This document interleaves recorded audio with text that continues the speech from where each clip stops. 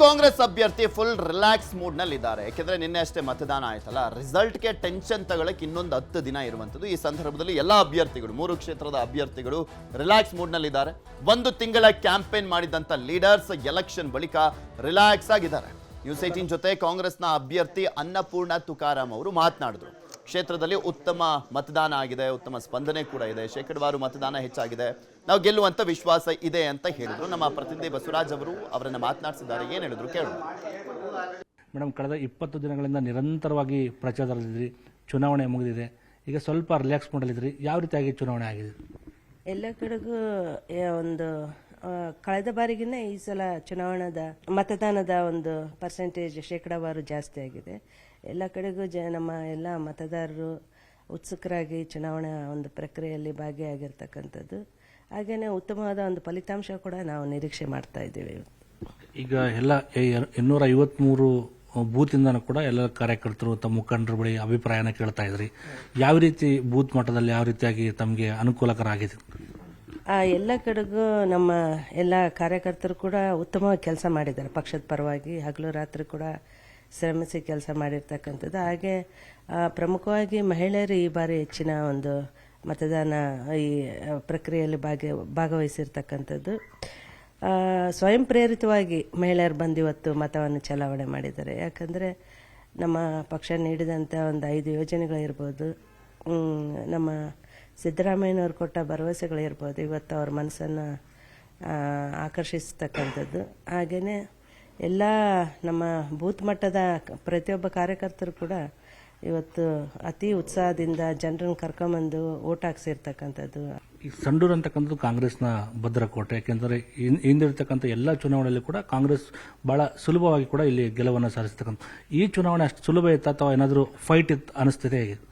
ಜನರು ಅತ್ಯಂತ ಪ್ರಬುದ್ಧರು. ಅವರು ಕೊನೆ ಹಂತದಲ್ಲಿ ನಿರ್ಧಾರ ಮಾಡ್ತಾರೆ. ನಮ್ಮವ್ರು ಕೊನೆ ಅವಧಿಯಲ್ಲಿ ಅವರು ಯಾರನ್ನ ಆಶೀರ್ವಾದ ಮಾಡಬೇಕು ಅವ್ರನ್ನೇ ಮಾಡ್ತಾರೆ ಅಂತೇಳಿ ಯಾಕಂದರೆ ನನ್ನ ಸಂಡೂರು ತಾಲೂಕಿನ ಜನರ ನಾಡಿ ಮಿಡಿತ ನನಗೆ ಚೆನ್ನಾಗಿ ಗೊತ್ತಿದೆ. ಯಾವಾಗಲೂ ಇಲ್ಲಿ ನೆಮ್ಮದಿ ಜೀವನವನ್ನು ಬಯಸ್ತಕ್ಕಂಥ ಜನ. ಹಾಗೆಯೇ ಯಾವುದೇ ಜಾತಿ ಧರ್ಮಗಳ ಒಂದು ದ್ವೇಷ ಭಾವನೆಯನ್ನು ಇಲ್ಲಿ ಯಾರೂ ಒಪ್ಪೋದಿಲ್ಲ ನಮ್ಮ ಜನ. ಹಾಗೆಯೇ ಬಳ್ಳಾರಿ ರಾಜಕಾರಣವನ್ನಂತೂ ಮೊದಲೇ ಒಪ್ಪೋದಿಲ್ಲ. ಅದನ್ನು ಸಾರಾಸಗಟಾಗಿ ಅವರು ತಿರಸ್ಕಾರ ಮಾಡಿಬಿಡ್ತಾರೆ. ಹಾಗೆಯೇ ಅಭಿವೃದ್ಧಿ ಪರವಾಗಿ ಮತ್ತು ಜನರಿಗೆ ಸುಲಭವಾಗಿ ಯಾರು ಸಿಗ್ತಾರೆ ಅಂಥವ್ರನ್ನೇ ಅವ್ರು ಆಶೀರ್ವಾದ ಮಾಡ್ತಾರೆ ಅಂತೇಳಿ ನಾನು ಮೊದಲಿಂದನೇ ಹೇಳ್ತಾನೆ ಬಂದಿದ್ದೀನಿ. ಅದಕ್ಕೆ ಇದೊಂದು ಸೇರ್ಪಡೆ ಆಯಿತು ಈ ಚುನಾವಣೆ ಕೂಡ ಅಂತೇಳಿ ನಾನು ಈ ಬಾರಿ ಎಷ್ಟು ಲೀಡ್ ಆಗುತ್ತೆ ಅಥವಾ ಗೆಲುವಿನ ವಿಶ್ವಾಸ ಯಾವ ರೀತಿ ಆಗಿದೆ? ಈ ಬಾರಿ ಕೂಡ ನಾವು ಹೆಚ್ಚು ಮತಗಳ ಅಂತರದಿಂದನೇ ಗೆಲ್ತೀವಿ. ಈ ಸಲ ಕೂಡ ನಮ್ಮ ಮಹಿಳಾ ಮತದಾರರು ಹೆಚ್ಚೆಚ್ಚಾಗಿ ನಮ್ಮ ಕಾಂಗ್ರೆಸ್ ಪಕ್ಷಕ್ಕೆ ಒಲವು ತೋರಿಸಿ ಹೆಚ್ಚಿನ ಸಂಖ್ಯೆಯಲ್ಲಿ ಅವರು ಮತ ಚಲಾವಣೆ ಮಾಡಿದ್ದಾರೆ. ಈ ಬಾರಿ ಕೂಡ ನಾವು ಹೆಚ್ಚಿನ ಒಂದು ಅಂತರದಿಂದನೇ ಗೆಲ್ತೀವಿ. ಇದಿಷ್ಟು ಕಾಂಗ್ರೆಸ್ನ ಅಭ್ಯರ್ಥಿ ಆಗಿರ್ತಕ್ಕಂಥ ಅನ್ನಪೂರ್ಣ ತುಕಾರಾಮ್ ಅವರ ಅಭಿಪ್ರಾಯ ಆಗಿರ್ತಕ್ಕಂಥದ್ದು. ಯಾಕೆಂದರೆ ಕಳೆದ ಬಾರಿಗಿಂತ ಕೂಡ ಈ ಬಾರಿ ಹೆಚ್ಚು ಮತದಾನ ಕೂಡ ಆಗಿರ್ತಕ್ಕಂಥ ಹಿನ್ನೆಲೆಯಲ್ಲಿ ನಮಗೆ ವಿಶ್ವಾಸ ಇದೆ, ಭಾರಿ ಅಂತರಗಳಿಂದ ನಾವು ಗೆಲುವನ್ನು ಸಾಧಿಸ್ತೀವಿ ಅನ್ನೋ ವಿಶ್ವಾಸವನ್ನು ಕೂಡ ವ್ಯಕ್ತಪಡಿಸಿರ್ತಕ್ಕಂಥದ್ದು. ಸಂಡೂರಿಂದ ಕ್ಯಾಮರಾಮನ್ ವೆಂಕಟೇಶ್ವರ ಜೊತೆ ಬಸವರಾಜನಹಳ್ಳಿ, ನ್ಯೂಸ್ 18 ಬಳ್ಳಾರಿ.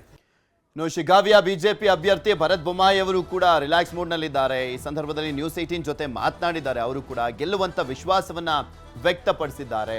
ನಾವು ಗೆದ್ದೇ ಗೆಲ್ತೀವಿ ಅಂತ ಹೇಳಿದ್ದಾರೆ. ನಮ್ಮ ತಂದೆ ಯಾವ ರೀತಿಯ ಗೆಲ್ತಾ ಇದ್ರು ಅದೇ ರಿಸಲ್ಟ್ ರಿಪೀಟ್ ಆಗುತ್ತೆ ಅಂತ ಹೇಳಿದ್ರು.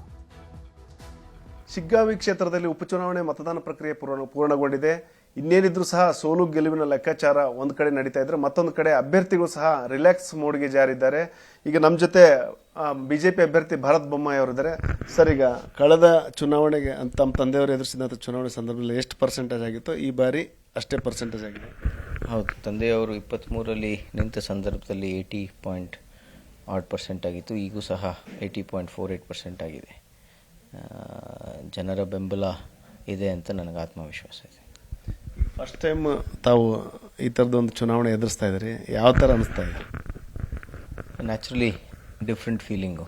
ಯಾಕಂದರೆ ಮುಂಚೆ 2018 ಇರ್ಬೋದು, 23 ಇರ್ಬೋದು, ಮತ್ತು 24 MP ಎಲೆಕ್ಷನ್ ಇರ್ಬೋದು, ನನ್ನ ತಂದೆಯವರ ಪರವಾಗಿ ಮಾಡ್ತಾಯಿದ್ದು. ಈ ಸತಿ ನಾನು ಕ್ಯಾಂಡಿಡೇಟು. Different feeling. ನಾನು ಆವಾಗ ತಂದೆಯವ್ರಿಗೆ ಮತಯಾಚನೆ ಮಾಡ್ತಾಯಿದ್ದೆ. ಈಗ ನನಗೆ ಆಶೀರ್ವಾದ ಮಾಡಬೇಕು ಅಂತ ಜನರಲ್ಲಿ ವಿನಂತಿಯನ್ನು ಮಾಡಿದೆ. ಈಗ ಇಡೀ ಸರ್ಕಾರದ CM ಇರ್ಬೋದು, DCM ಇರ್ಬೋದು, ಹತ್ತಾರು ಸಚಿವರು ಬಂದರು, ಶಾಸಕರು ಬೀಳ್ಬಿಟ್ಟಿದ್ರು. ಇಂಥ ಸಂದರ್ಭದಲ್ಲಿ ತಮ್ಮದು ಒಂಥರ ಏಕಾಂಗಿ ಹೋರಾಟ ಅನಿಸ್ತಾ ಇತ್ತು. ಹೀಗೆ ಹೆಂಗೆ ಅನಿಸುತ್ತೆ? ಹೌದು, ಇದು ಬಸವರಾಜ ಬೊಮ್ಮಾಯಿ, ಭರತ್ ಬೊಮ್ಮಾಯಿ ವರ್ಸಸ್ ಇಡೀ ಕಾಂಗ್ರೆಸ್ ಪಕ್ಷ ಆಗಿದೆ. 60 ಜನ MLAಗಳು, 10 ಜನ ಮಿನಿಸ್ಟ್ರುಗಳು ಎಲ್ಲರೂ ಬಂದು ಕ್ಯಾಂಪನ್ನು ಹಾಕಿದರು. ಲಿಟ್ರಲಿ ಬೊಮ್ಮಾಯಿ ವರ್ಸಸ್ ಕಾಂಗ್ರೆಸ್ ಆಗಿದೆ ಈ ಸಂದರ್ಭದಲ್ಲಿ. ನನಗೆ ವಿಶ್ವಾಸ ಇದೆ, ನಮ್ಮ ಮತದಾರರು ಏನಿದ್ದಾರೆ, ನಮ್ಮ ಶಿಗ್ಗಾಂವ್ ಸೋನೂರು ಕ್ಷೇತ್ರದ ಜನತೆ ಏನಿದ್ದಾರೆ, ಅವರು ಅಭಿವೃದ್ಧಿಯನ್ನು ನೋಡಿ ತಂದೆಯವರು ಮಾಡಿರುವಂಥ ಕೆಲಸಗಳು ಮತ್ತು ತಂದೆಯರ ಇನ್ನೇನೇನು ಮಾಡಬೇಕಾಗಿತ್ತು ಅದನ್ನು ನಾನು ಮುಂದುವರಿಸ್ತೀನಿ ಅಂತ ಅವ್ರಿಗೆ ಗೊತ್ತಿದೆ. ಅದರಿಂದ ಅದರ ಮುಖಾಂತರ ಅವ್ರು ಮತ ಚಲಾಯಿಸಿದ್ದಾರೆ ಅಂತ ನಾನು ಅಂದ್ಕೊಂಡಿದ್ದೀನಿ. 2023ರಲ್ಲಿ ತಮ್ಮ ತಂದೆ ಏನಂದರೆ 35,000ಕ್ಕೆ ಹೆಚ್ಚು ಮತಗಳ ಅಂತರದಿಂದ ಗೆದ್ದಿದ್ರು. ಅದು ರಿಪೀಟ್ ಆಗ್ತದ ಅಥವಾ ಏನಾದ್ರು ಉಲ್ಟಾ ಹೊಡಿತದ? ಇಲ್ಲ, ಅದನ್ನು ನವೆಂಬರ್ 23ನೇ ತಾರೀಕು ನಾವೆಲ್ಲ ಕಾದು ನೋಡೋಣ. ನವೆಂಬರ್ 23ನೇ ತಾರೀಕು ಕಾದು ನೋಡೋಣ. ತಮ್ಮ ಗೆಲುವಿನ ಪಾಸಿಬಿಲಿಟೀಸ್ ಅಂದರೆ ಇಡೀ ಒಂದು ನೀವು ಮಾಹಿತಿ ತರಿಸ್ಕೊಂಡಿರ್ತೀರಿ, ಯಾವ ರೀತಿ ಇದೆ ಅಂತ? ಅಲ್ಲ, ಎಲ್ಲ ಕಡೆ ವಾತಾವರಣ ಭಾಳ ಚೆನ್ನಾಗಿದೆ. ನಾನು ನಿನ್ನೆ ಎಲ್ಲ ಬೂತ್ಗಳಿಗೂ ಸಹ ಓಡಾಡಿದೆ. ಹಳ್ಳಿಯಲ್ಲಿ ಶಿಗ್ಗಾಂವ್ ಆಯಿತು, ಬಂಕಾಪುರ ಆಯಿತು, ಸವಣೂರು ಆಯಿತು, ಎಲ್ಲ ಕಡೆ ಓಡಾಡಿದೆ. ವಾತಾವರಣ ಭಾಳ ಚೆನ್ನಾಗಿದೆ. ನನಗೆ ಆತ್ಮವಿಶ್ವಾಸ ಇದೆ, ಭಾರತೀಯ ಜನತಾ ಪಕ್ಷಕ್ಕೆ ಜನ ಹೆಚ್ಚಿನ ಸಂಖ್ಯೆಯಲ್ಲಿ ಬೆಂಬಲ ಮಾಡಿದ್ದಾರೆ ಅಂತ. ಇದು ಬಿಜೆಪಿ ಅಭ್ಯರ್ಥಿ ಭರತ್ ಬೊಮ್ಮಾಯಿ ಅವರ ಅಭಿಪ್ರಾಯ ಇದೆ. ಒಟ್ಟಾರೆ ಏನು ಗೆಲುವಿನ ವಿಶ್ವಾಸ ಇದೆ ಅನ್ನೋ ಒಂದು ಮಾತನ್ನು ಹೇಳಿದರೆ, ಜೊತೆಗೆ ನಮ್ಮ ತಂದೆಗೇನು ಆಶೀರ್ವಾದ ಮಾಡಿದ್ರು, ನನಗೂ ಸಹ ಜನರ ಆಶೀರ್ವಾದ ಸಿಗುತ್ತೆ ಅನ್ನೋ ಒಂದು ವಿಶ್ವಾಸ ವ್ಯಕ್ತಪಡಿಸಿದ್ದಾರೆ. ಕ್ಯಾಮರಾಮನ್ ರವಿ ಜೊತೆ ಶಿವರಾಮ ಮಸೂರಿ, ನ್ಯೂಸ್ 18 ಹಾವೇರಿ.